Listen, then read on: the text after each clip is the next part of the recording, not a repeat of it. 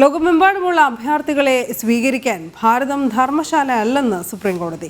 ഭാരതത്തിൽ സ്ഥിര താമസമാക്കാൻ എന്തവകാശമെന്ന ശ്രീലങ്കൻ പൗരനോട് സുപ്രീംകോടതി ആരാഞ്ഞു. LTTE ഭീകരപ്രവർത്തനത്തിന് അറസ്റ്റിലായ ശ്രീലങ്കൻ പൗരന്റെ ഹർജി പരിഗണിക്കവെയാണ് ജസ്റ്റിസ് ദീപങ്കർ ദത്തയുടെ വാക്കാൽ പരാമർശമുണ്ടായത്. നന്ദഗോപൻ ചേരുകയാണ് വിവരങ്ങളുമായി. നന്ദൻ, വിശദാംശങ്ങൾ. കഴിഞ്ഞ ദിവസം റോഹിംഗ്യൻ മുസ്ലിങ്ങളുടെ അവർക്കായുള്ള ഒരു ഹർജി പരിഗണിക്കവേ കൂടി സുപ്രീം കോടതിയുടെ ഭാഗത്തു നിന്ന് സമാനമായ ഒരു നിർദ്ദേശം പ്രതികരണവും ഉണ്ടായിരുന്നു.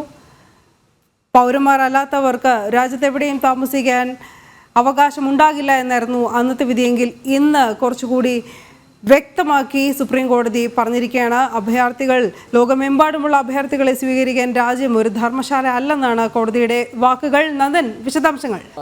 ലോകമെമ്പാടുമുള്ള അഭയാർത്ഥികളെ സ്വീകരിക്കാൻ ഭാരതം ഒരു ധർമ്മശാല അല്ല എന്നുള്ളതാണ് പ്രധാനമായും ഇപ്പോൾ സുപ്രീം കോടതി ചൂണ്ടിക്കാണിച്ചിരിക്കുന്നത്.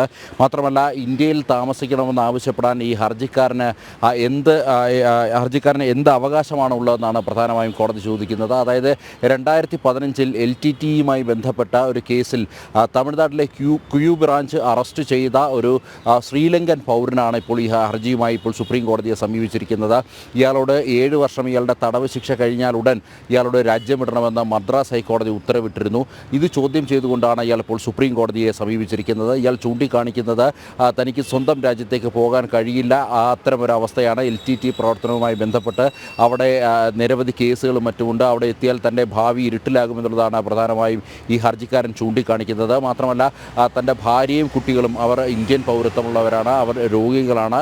തൻ്റെ മകൻ ഹൃദ്രോഗിയാണ്, ഭാര്യയ്ക്ക് മറ്റ് അസുഖങ്ങളുണ്ട്. അതുകൊണ്ട് ഭാരതത്തിൽ തുടരാൻ അനുവദിക്കണമെന്നുള്ള ആവശ്യപ്പെട്ടുകൊണ്ടാണ് ഇയാൾ സുപ്രീം കോടതിയെ സമീപിച്ചത്. അതേസമയം സുപ്രീം കോടതി നിലപാട് വ്യക്തമാക്കിയിട്ടുണ്ട്. ഇയാൾക്ക് ഭാരതത്തിൽ താമസിക്കണം എന്ന് ആവശ്യപ്പെടാൻ യാതൊരു തരത്തിലുള്ള അവകാശവുമില്ല എന്നുള്ളതാണ് സുപ്രീം കോടതി ചൂണ്ടിക്കാണിക്കുന്നത്. മാത്രമല്ല, ഈ ആർട്ടിക്കിൾ, ഭാരതത്തിൻ്റെ ഭരണഘടന അല്ലെങ്കിൽ അതുമായി ബന്ധപ്പെട്ട് പൗരന്മാർക്ക് നൽകുന്ന അവകാശങ്ങൾ അത് ഭാരതീയർക്ക് മാത്രം ബാധകമായിട്ടുള്ള കാര്യമാണ്. മറ്റ് വിദേശ പൗരന്മാർക്ക് അത് ബാധകമല്ല എന്നുള്ളതാണ് പ്രധാനമായും ചൂണ്ടിക്കാണിക്കുന്നത്. നേരത്തെ ഈ റോഹിംഗ്യൻ അഭയാർത്ഥികളുടെ വിഷയത്തിൽ ഇടപെടണമെന്ന് ആവശ്യപ്പെട്ടുകൊണ്ട് നേരത്തെ സുപ്രീം കോടതിയിൽ ഹർജി ഉണ്ടായിരുന്നു. എന്നാൽ ആ വിഷയത്തിലും ഇടപെടാൻ സുപ്രീം കോടതി തയ്യാറായില്ല. മറിച്ച് ഇപ്പോൾ ഈ ഒരു വിഷയത്തിൽ സുപ്രീം കോടതി നിലപാട് വ്യക്തമാക്കിയിരിക്കുകയാണ്. ലോകമെമ്പാടുമുള്ള അഭയാർത്ഥികൾക്ക് വന്നു കയറുവാനുള്ള ഇടമല്ല ഭാരതം എന്നുള്ളതാണ് ഇപ്പോൾ സുപ്രീം കോടതി വ്യക്തമാക്കിയിരിക്കുന്നത്.